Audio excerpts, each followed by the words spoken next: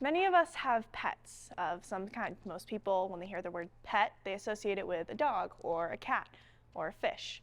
But some people's pets also include horses, the occasional snake, and for the more adventurous, maybe a lizard.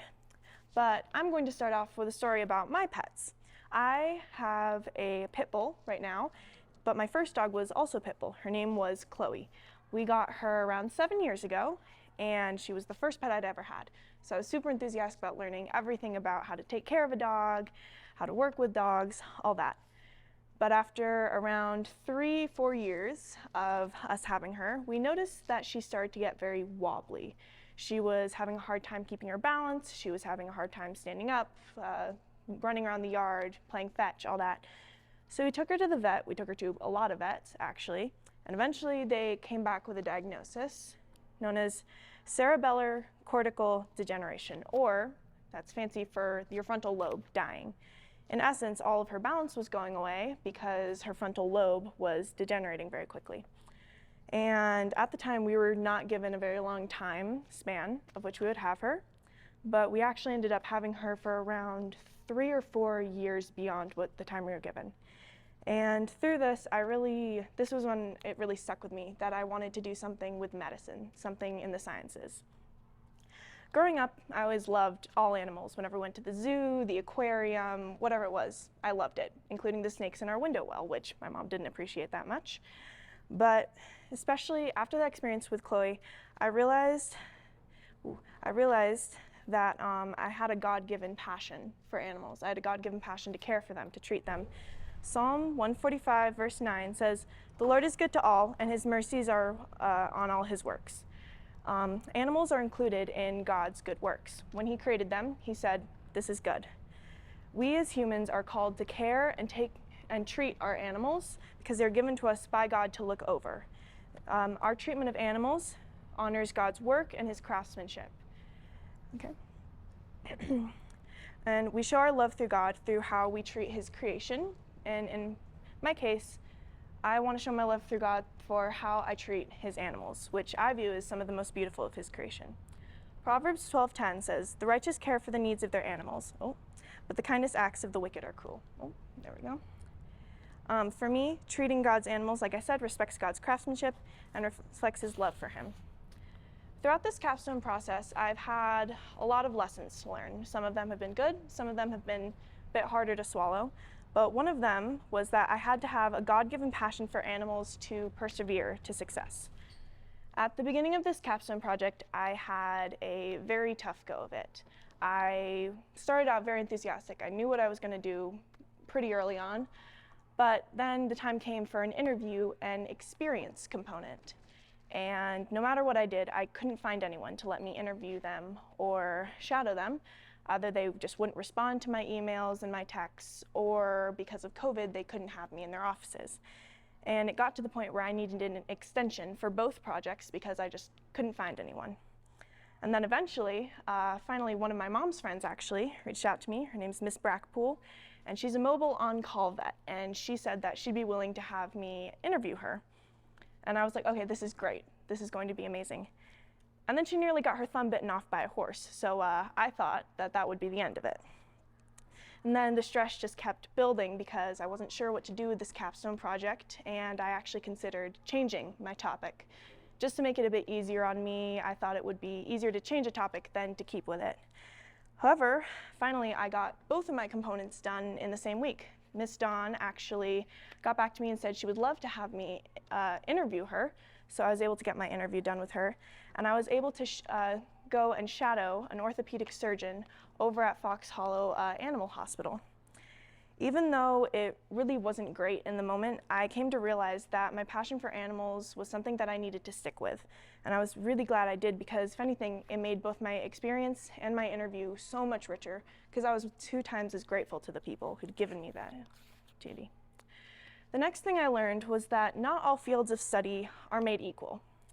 When I first learned that I had an interest in animals, or just science, I actually considered human science for a while. I thought it would be cool to be a surgeon or a nurse, and then I realized I don't like humans half as much as I like animals, so I decided it was better to switch. And once I had that switch in my brain, I was like, okay, surgery has always interested me in humans, so why not transfer that to animals?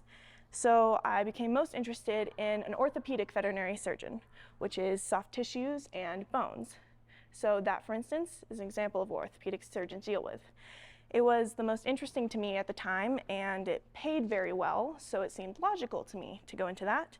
And as a result, for most of first semester, I really focused on the surgery aspect of veterinary medicine. However, during my interview with Ms. Brackpool, she really introduced me to the numerous roads of study. I knew that there were others like a dental technician, but like I said, I wasn't as interested in them. But she was able to share experiences, her own experiences, and her friends' experiences, working with exotics, working with horses, working with all types of animals from college up until where she is now. She shared a lot of the pros and cons of everything with me, as well as the difference between being a mobile vet, like she is, versus a vet working just in a regular clinic.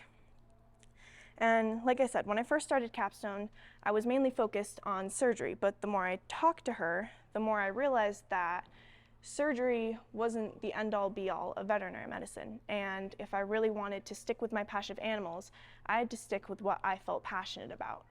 And I eventually realized that I had to just trust God and follow where I felt He was leading me, which was away from surgery, which was a rather big shock for me. Through my interview and my experience, I gained a lot of information on said vet medicine path. Once I had this idea of surgery kind of pushed to the back burner, I was able to shadow a vet technician, a dental tech, and the orthopedic surgeon, like I said, in first semester. And they really opened my eyes to the various different aspects of medicine. And by the end of it, I realized that it was actually the vet tech who I felt I connected with her work the most.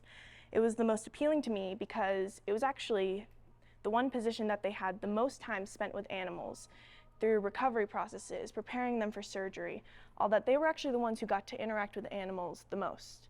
Whereas the surgeons are just called room to room to operate on the animals and then leave, and the dental care technician doesn't really interact with dogs who are awake very often. And then it was through this afterwards, when I was writing my speech for first semester, that I realized that it's more the nurturing aspect of veterinary medicine than actual surgery or dental work that I cherish. The woman I shadowed actually said that her connection she forms with patients is worth all the money in the world to her, and she wouldn't have changed her career choice even if she could. Through this, I realized that we have to treat animals with the same level of care and respect for life that we do in human medicine. During that experience, all I saw, all the animals were treated almost as if they were human. They were treated gently, they were taken care of the whole time they were there. Okay. At the start of second semester, coming right off of that experience, I was a bit burnt out, but I was very excited because I was ready, and I knew now that there were two fields of study that I really wanted to go into after doing my research project: a zoo veterinary technician and a emergency and critical care technician. After my interview and reading for second semester, I learned that there are actually 11 types of vet techs recognized in America, but these two were the ones that interested me the most. It was mainly just the different types of treatment that you do in each, and the fact that if you're a zoo veterinary tech, you have the largest spectrum of animals you get to work with. You can work with turtles, you can work with rhinos, you can work with birds if you really feel so inclined, and it all just depends on where you get hired. So that appealed to me. And then for emergency and trauma care, that's where you do see some of the saddest stories, but where you can also see the greatest miracles of veterinary medicine, and where you really get to nurture animals and really help them with recovery processes. Through my interview second semester and my research, I also learned that I need to get more used to flexibility and with my interest changing over time. Like I said, I originally started out thinking I wanted to be a surgeon, and now I was looking at being a veterinary technician for maybe tigers. Who knows, my interests might change over time, because I realized that I was given a God-given passion for a reason, but the end I saw for that wasn't necessarily God's end for me, and I was so stuck on what I thought that end would be that I thought it was God's end for me. But I still don't know what that is, so just have to trust Him for that. However, if you were to ask me the worst part of Capstone, it would probably be that everyone I interacted with for this project, for my interviews, for my experiences, even some of my teachers, told me that college and vet school would be the worst experience of my life, and basically said that I'd be wasting all the best years of my life in school and internships. So that was a little off-putting. This was immediately followed by a lot of advice and encouragement on their part. You know, they were like, you have to stick with it if it's what you truly love. But as it tends to do, the discouragement stuck with me a lot more than the encouragement did. And as a result, I was really burnt out by only a couple weeks after second semester started. I just wanted to be done with Capstone. So I went into my second interview and experience a little excited, but definitely less so than first semester. However, for my interview, I was able to talk with a professor at Liberty University. He was a professor of zoology at Liberty, and he is specialized in the pre-vet track. So when I talked to him, he gave me the same discouragement everyone gave me, you know, the tests are extremely hard, it's highly competitive, it's a very secular workspace. But then he followed it up with, but here in our schools, this is what we do to prepare you. This is how we can lead you through this. This is how we can make sure you succeed. And I'm not really sure why, but his encouragement stuck with me the most. So it was due to him, I was able to get a bit of my drive back for second semester. And the next part of my capstone that I researched was hazards, which I originally wasn't going to do for my research project. Oh, wrong one, sorry. I originally wasn't going to research the hazards of vet techs. I was going to research the benefits. And then I went down a rabbit hole on Google and decided it was much more interesting. So I originally didn't know that being a vet is among the top 10 most dangerous jobs to have in the US, ahead of construction and law enforcement. And out of non-fatal injuries sent to the hospital, vet techs are the second most likely out of all other careers in the US. So that was a bit of a shock to me because, you know, obviously you don't think of that when you think of veterinary medicine, but it's a very integral part of veterinary medicine, the risks, and yet it intrigued me just as much as the rest of it. So, I mean, bites, kicks, venom, drowning, did not see that one coming. Waste anesthetic gases, that's a big one for vet techs. I didn't know that before my research. I didn't even think I'd be interacting with anesthesia.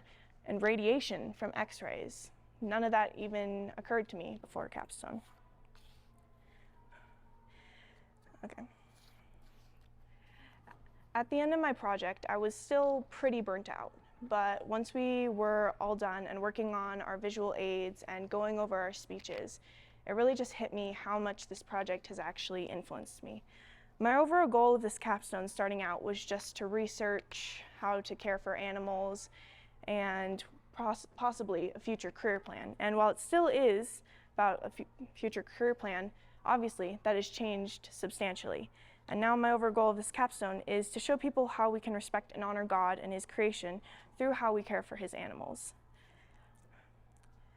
It's also about how following the God-given passion that I have to the end that I want might not truly line up with God's plan, and I just need to be flexible with that. I've gained and grown quite a bit from this project, and even though it hasn't all been a positive experience, I gained a few mentors and a completely new perspective on veterinary medicine, both on my passion and what I want to do with my life. This project, for me, now represents my determination and drive to succeed in the thing that I think I love most. And while it's hard, I believe that by doing so, by finishing this project, by sticking with my passion, I achieve all aspects of my goal. Thank you.